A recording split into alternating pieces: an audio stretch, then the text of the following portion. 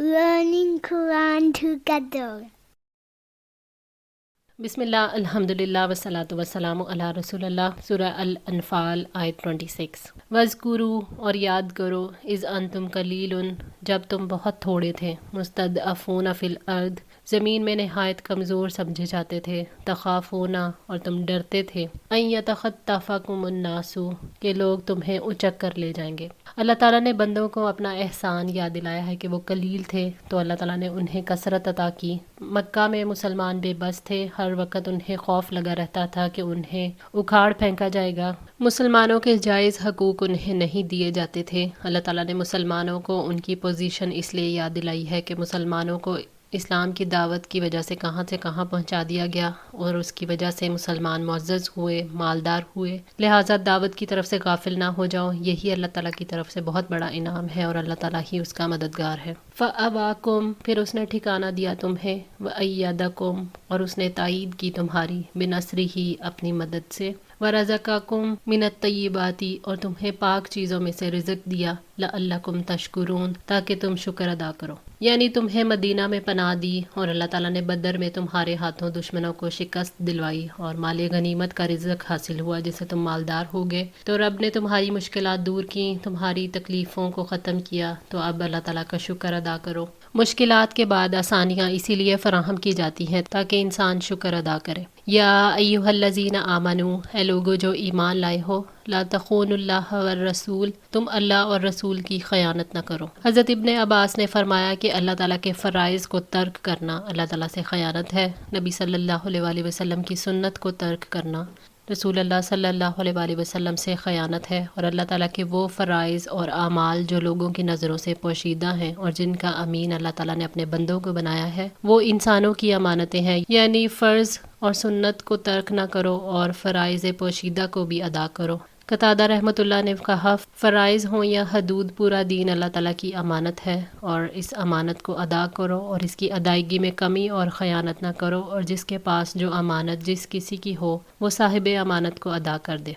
व तख़ूनु आमनातिकुम, और अपनी अमानतों में भी ख़यानत न करो, व अंतुम तअलमून, हालांकि तुम जानते हो। ये आयत हज़रत अबू लुबाबा बिन अब्दुल मुंज़िर रज़ी अल्लाह तआला अन्हु के बारे में उतरी है। उन्हें रसूलुल्लाह सल्लल्लाहु अलैहि वसल्लम ने बनु कुरैज़ा के यहूदियों के पास भेजा था कि वो रसूलुल्लाह सल्लल्लाहु अलैहि वसल्लम के फ़ैसले की शर्त के मानने पर किला खाली कर दें। उन यहूदियों ने आपसे ही मशवरा दरियाफ़्त किया तो आपने अपनी गर्दन पर हाथ फेर कर उन्हें बता दिया कि रसूलुल्लाह सल्लल्लाहु अलैहि वसल्लम का फ़ैसला तुम्हारे हक़ में यही होगा। अब अबू लबाबा रज़ी अल्लाह तआला अन्हु बहुत ही नादिम हुए कि अफ़सोस, मैंने बहुत बुरा किया, अल्लाह की और उसके रसूल की ख़यानत की, और इसी नदामत की हालत में कसम खा बैठे कि जब तक मेरी तौबा कबूल ना हो मैं खाने का एक लुक़मा भी नहीं उठाऊंगा, चाहे मर जाऊं। तो मस्जिद नबवी में आकर एक सतून के साथ अपने आप को उन्होंने बंधवा लिया। 9 दिन उसी हालत में गुजर गए, गशी आ गई, बेहोश होकर मुर्दे की तरह गिर पड़े, यहाँ तक कि अल्लाह ताला ने आपकी तौबा को कबूल कर लिया और ये आयतें नाजिल हुई। लोग आए, आपको खुशखबरी सुनाई और उस सतून से खोलना चाहा तो उन्होंने फरमाया, वल्लाह मैं अपने आप किसी से नहीं खुलवाऊंगा बजुज़ इसके कि खुद रसूलुल्लाह अपने मुबारक हाथों से खोलें। तो आप सल्लल्लाहु अलैहि वसल्लम तशरीफ़ लाए और अपने हाथ से उन्हें खोला। तो आप रज़ी अल्लाह तआला अन्हु अर्ज़ करने लगे, या रसूलुल्लाह, मैंने नज़र मानी है कि अगर अल्लाह ताला मेरी तौबा कबूल कर ले तो मैं अपना कुल माल अल्लाह ताला की राह में सदका कर दूंगा। तो आपने इरशाद फरमाया, नहीं, सिर्फ 1/3 फ़ी सबीलिल्लाह दे दो, यही काफ़ी है। तफसीर इब्ने कसीर। व अंतुम तअलमून, यानी तुम जानते हो कि ख़यानत गुनाह है। शरीयत में कोई काम उसी वक़्त जुर्म बनता है जब उसको इल्म और इरादे के साथ किया जाए। व अलमू, और जान लो, अन्नमा अमवालुकुम व औलादुकुम फ़ितना, तुम्हारे अमवाल और तुम्हारी औलाद वाक़तन आजमाइश है। अल्लाह ताला ने ख़यानत करने के असबाब बयान किए हैं कि वो माल और औलाद हैं।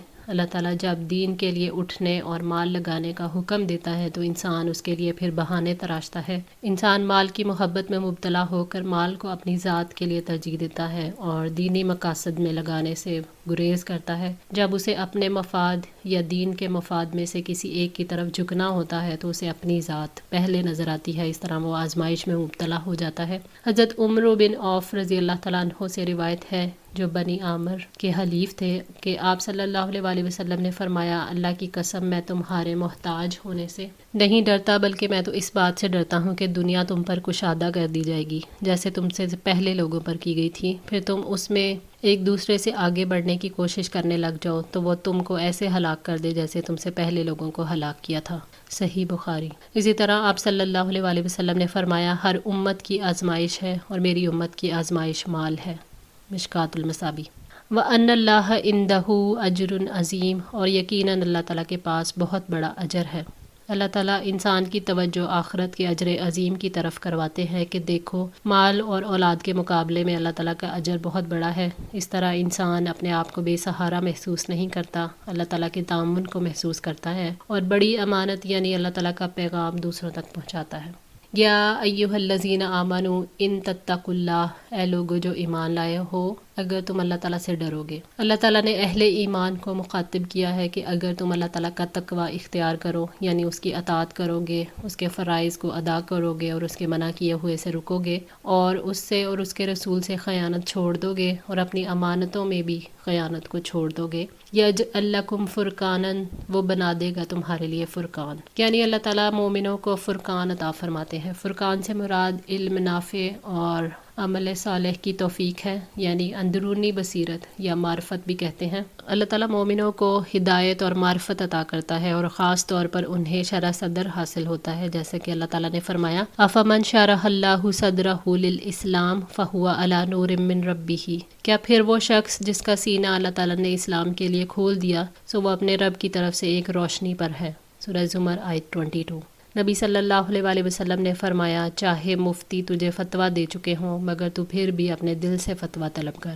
صحیح بخاری فی التاریخ۔ اور یہ قلبی تقویٰ اسی وقت حاصل ہوتا ہے جب نفس تمام بری باتوں سے پاک ہو گیا ہو۔ وَيُكَفِّرْ عَنْكُمْ سَيِّئَاتِكُمْ، اور تمہاری برائیاں تم سے دور کر دے گا، وَيَغْفِرْ لَكُمْ، اور تمہیں بخش دے گا۔ اللہ تعالیٰ تقویٰ کے نتیجے میں اور فرقان کی وجہ سے انسان کی خطائیں معاف فرماتے ہیں، برائیوں کو مٹاتے ہیں اور گناہوں کو بخش دیتے ہیں۔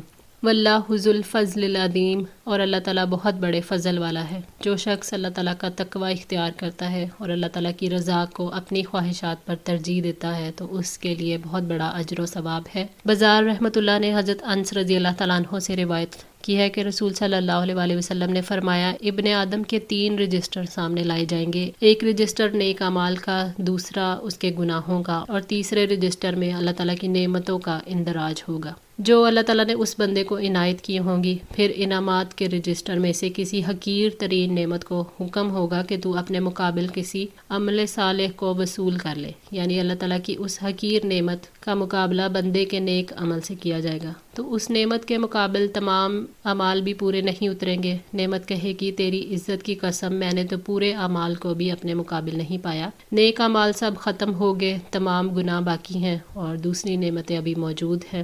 اب اگر اللہ تعالیٰ کو کسی بندے پر رحم کرنا مقصود ہوگا تو فرمائے گا میرے بندے میں نے تیری نیکیاں چند گنی کر دی، تیری بدعمالیاں معاف کر دیں اور تجھے اپنے انعام سے سرفراز کیا۔ گویا نیک اعمال کی وجہ سے نہیں بلکہ محض اللہ تعالیٰ کے انعام اور رحمت سے بندے کی بخشش ہوگی۔ وَإِذْ يَمْكُرُوا بِكَ، اور جب چالیں چل رہے تھے آپ کے ساتھ، الَّذِينَ كَفَرُوا، وہ لوگ جنہوں نے کفر کیا، لِيُثَبِّتُوكَ، کہ وہ آپ کو قید کر دیں، او یقتلوک، یا قتل کر دیں، او یخرجوک، یا جلا وطن کر دیں۔ ابن ابی حاتم رحمۃ اللہ نے حضرت ابن عباس رضی اللہ تعالیٰ عنہ سے روایت کیا ہے کہ قریش کی ایک جماعت اور ہر قبیلہ کے شرفا دارالندوہ میں جانے کے لیے جمع ہوئے۔ راستے میں شیطان ان کو بوڑھے شخص کی شکل میں ملا۔ جب ان لوگوں نے اس کو دیکھا تو پوچھا کہ وہ کون ہے، تو وہ بولا کہ میں اہل نجد کا ایک شیخ ہوں، میں نے سنا ہے کہ تم سب لوگ جمع ہو رہے ہو تو اس لیے میں بھی آ گیا تاکہ میرے مشورے سے تم محروم نہ ہو۔ چنانچہ یہ ابلیس بھی ان لوگوں کے ساتھ اندر چلا گیا اور جا کر کہنے لگا اچھا اس شخص محمد کے معاملے میں غور کرو۔ تو کسی نے کہا کہ اس کو مضبوط بیڑیوں میں قید کر دو یہاں تک کہ اس پر مدت گزر جائے۔ تو جیسے کہ پہلے کے شعراء زہر اور نابغہ وغیرہ ہلاک ہوئے ہیں، یہ بھی ہلاک ہو جائے گا کیونکہ یہ بھی انہی میں سے ہے۔ ان کی یہ تدبیر سن کر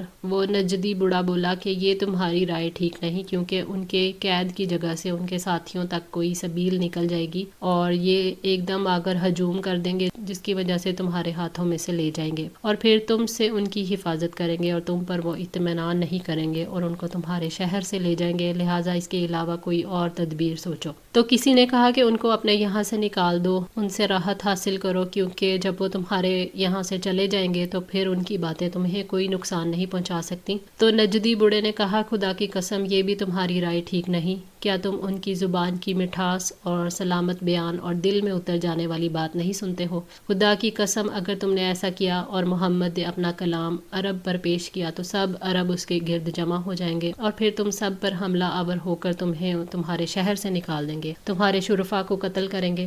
سب نے اس رائے کو پسند کیا تو بوڑھا نجدی کہنے لگا کہ اس کے علاوہ کوئی اور تدبیر سوچو۔ تو ابو جہل کہنے لگا اب میں ایک ایسی رائے پیش کرتا ہوں کہ جو تم میں سے اب تک کسی کو نہیں سوجی، اور اس کے علاوہ تم دوسری رائے پسند بھی نہیں کرو گے۔ تو سب نے کہا کہ وہ کیا ہے؟ اس نے کہا ہر قبیلے میں سے ایک دلیر اور بہادر نوجوان کا انتخاب کرو اور پھر ان میں سے ہر ایک نوجوان کو ایک تلوار دے دو اور اس کے بعد سب مل کر ایک ساتھ آپ کو قتل کر دے۔ اس طرح قتل کرنے میں آپ کا خون سب قبیلوں میں بٹ جائے گا، اور میں نہیں سمجھتا کہ اس قبیلہ بنی ہاشم میں پورے قریش سے مقابلہ کرنے کی قوت ہوگی۔ جب بنی ہاشم یہ مشکل صورتحال دیکھیں گے تو دیت قبول کر لیں گے اور ہمیں اس سے سکون مل جائے گا اور ہم سے ان کی تکلیف دور ہو جائے گی۔ تو یہ سن کر بوڑھا نجدی کہنے لگا کہ خدا کی قسم یہ رائے صحیح ہے، اس سے بہتر اور کوئی رائے نہیں ہو سکتی۔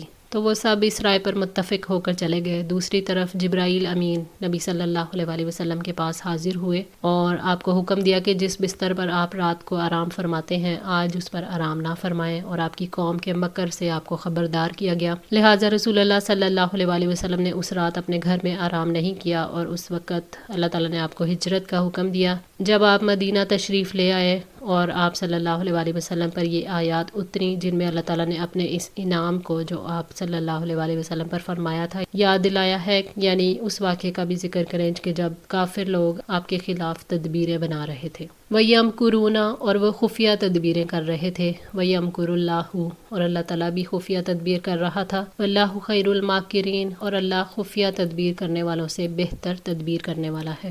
اللہ تعالیٰ نے نبی صلی اللہ علیہ وآلہ وسلم کی حفاظت کے لیے کیسے قریش کے دل میں پیدا ہونے والی نفرت کو ختم کیا۔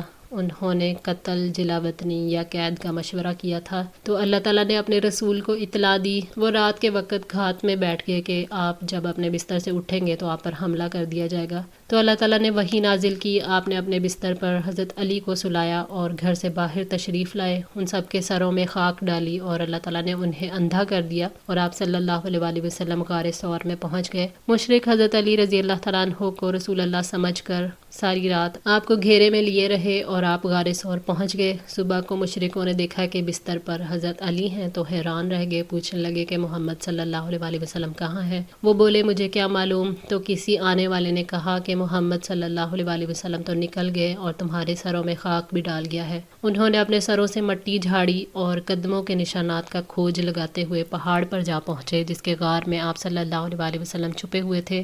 غار ثور سے گزرے تو جالا لگا دیکھ کر کہنے لگے اگر غار میں ہوتا تو مکڑی کا جالا اتنا تنا ہوا نہ ہوتا۔ انہوں نے قتل کی تدبیریں کی اور اللہ تعالیٰ نے حفاظت کی تدبیر کی۔ اللہ تعالیٰ بہترین تدبیر کرنے والا ہے، اس نے اپنے رسول کو بچا لیا۔ پاک ہے وہ ذات جس کے ہاتھ میں بادشاہت ہے اور وہ ہر چیز پر پوری قدرت رکھنے والا ہے۔ آج کے لیے اتنا ہی۔ دعا ہے اللہ تعالیٰ ہماری اس کوشش کو قبول فرمائے، ہماری غلطیوں کو تاہیوں کو معاف فرما کر ہماری اصلاح فرمائے۔ جزاکم اللہ خیر، والسلام علیکم ورحمۃ اللہ وبرکاتہ۔